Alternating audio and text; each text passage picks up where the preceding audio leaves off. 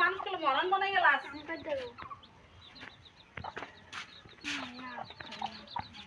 কোন রকম অত্যাচার সহজা বাবু সহজা না নৌকা না এই একটা না আমার ভিড় আছে না ভিড়ের এই সাইডে নৌকায় বসছি বললাম